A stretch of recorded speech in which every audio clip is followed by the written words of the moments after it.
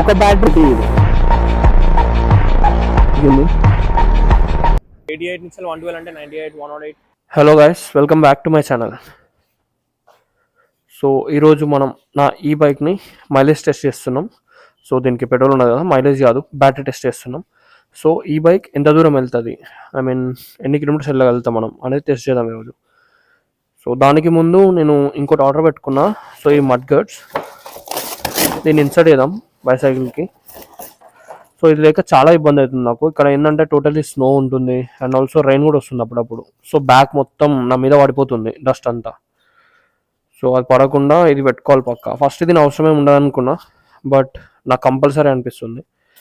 And also ఇప్పుడు battery full charge అయింది. ఇది ఎట్లా అంటే ఇప్పుడు ఇక్కడ గ్రీన్ లైట్ వస్తుంది కదా, గ్రీన్ లైట్ వస్తుందంటే బ్యాటరీ ఫుల్ అయిందని అర్థం. ఒకవేళ రెడ్ లైట్ ఉందంటే ఛార్జింగ్ ఇంకా అవ్వాలని. సో నేను బ్యాటరీ ఆల్మోస్ట్ 3 అవర్స్కి మనం ఛార్జింగ్ పెట్టినాం. సో ఫుల్ అయిపోయింది అండ్ మీకు చూపిస్తా. ఆన్ చేద్దాం. సో ఇక్కడ చూస్తారు కదా మీరు, బ్యాటరీ ఫుల్ అయిపోయింది ఛార్జింగ్. సో ఇప్పుడు నేను 88 కిలోమీటర్స్ వరకు వెళ్ళినా. సో టెస్ట్ చేద్దాం మనం బయటికి తీసుకెళ్ళి ఎంత దూరం వెళ్తుంది ఇంకా. సో దానికి ముందు ఇవి పెడదాం.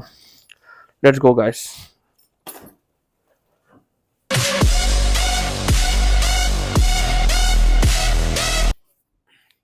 సో గైస్, మడ్గార్డ్ అయితే ఇన్స్టాల్ చేసిన. సో బ్యాక్ అయితే ఎగ్జాక్ట్ క్రేజీ పట్టింది. ఇది చూడడానికి ఇట్లా చాలా బాగుంది.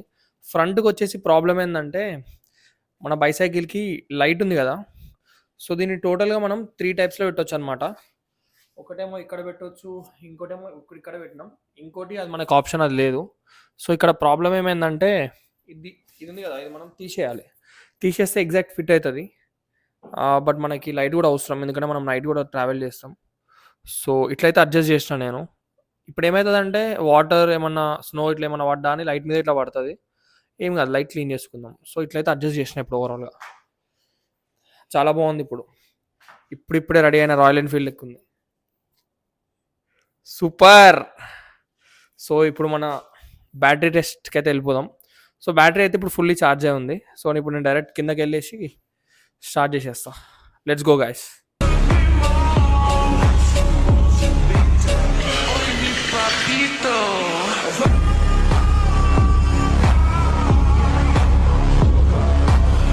So guys, here we go.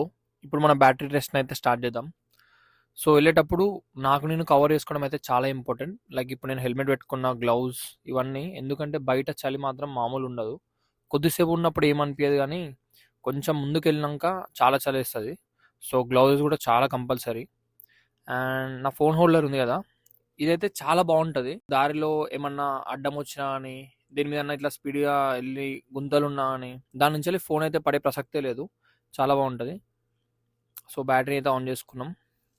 So ఇప్పుడు నేను బయటికి తీసుకెళ్తాను, ఎందుకంటే మా అపార్ట్మెంట్లో సైక్లింగ్ చేయొద్దు. సో బయటికి తీసుకెళ్ళి స్టార్ట్ అయితే చేసేద్దాం. గైస్, వెదర్ అయితే కూల్గానే ఉంది.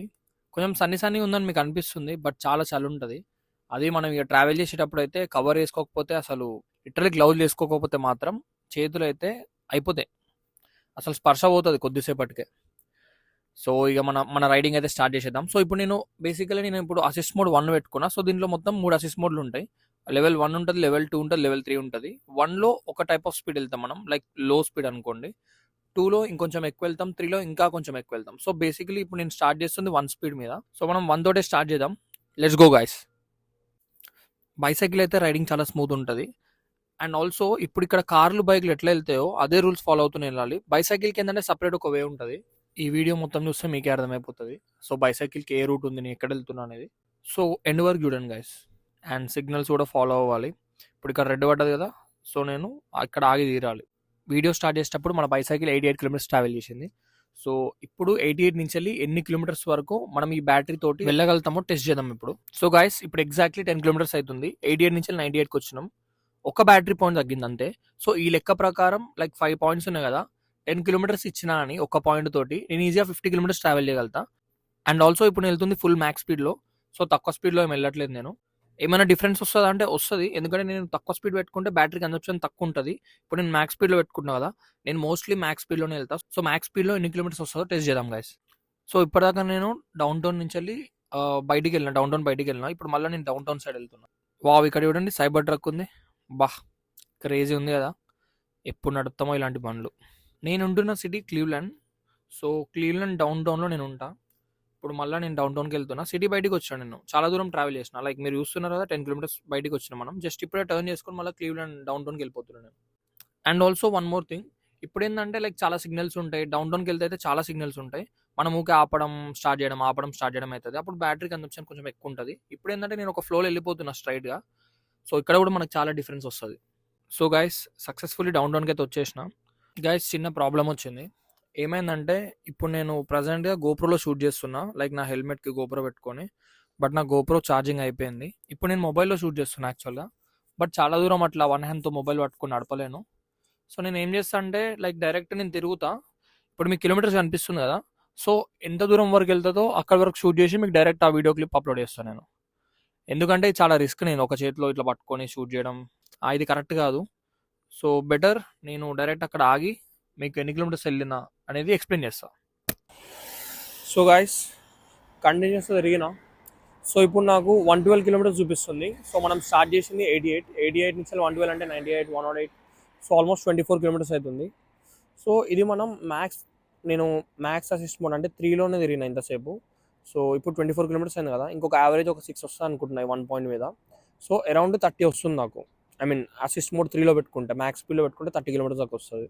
కంప్లీట్ చేయొచ్చు. కాకపోతే ఇది ఏంటంటే మనకి బైక్ కాదు కదా! నేను పెట్రోల్ ఫిల్ చేసుకొని మళ్ళీ రిటర్న్ వెళ్ళడానికి. సో బ్యాటరీ అయిపోతుంది. నేను దూరం వెళ్తే నేను అక్కడే స్ట్రక్ అయిపోతా. సో నాకు ఇంకా పని కూడా ఉంది. ఇప్పుడు తొక్కుకుంటూ వెళ్ళలేను నేను. సో ఇప్పుడు నాకు 24 కిలోమీటర్స్ ఉంది కదా! సో ఇంకొక ఈ 1 పాయింట్ మీద నేను అరౌండ్ ఈజీగా నేను 6 కిలోమీటర్స్ వెళ్ళగలుగుతా. సో అప్రాక్సిమేట్లీ నేను 30 కిలోమీటర్స్ అనుకుంటున్నా. 3 స్పీడ్లో నేను మ్యాక్స్ ఛార్జ్తో నేను 30 కిలోమీటర్స్ వెళ్ళగలుగుతా దీంతో. సో లైక్ మ్యాక్స్ ఇంకా 2 స్పీడ్లో పెట్టుకుంటే 40 వెళ్ళొచ్చు, 1 స్పీడ్లో వెళ్తే 50 వెళ్ళొచ్చు. ఇది నా అజంప్షన్ ఇది. సో బాగానే దిగిన, మంచి ఎక్స్పీరియన్స్ అయింది అసలు. సో నా ఓవరాల్ ఎక్స్పీరియన్స్ అయితే ఇది గైస్. సో టాట్ గాడ్ బైసైకిల్ నా ఈ బైక్ ఇది నాకు 30 కిలోమీటర్స్ ఇస్తుంది ఫుల్ ఛార్జ్ తోటి. ఇది నా overall conclusion guys. So thank you for watching. See you guys in the next one. Keep supporting మీ గైస్. Thank you.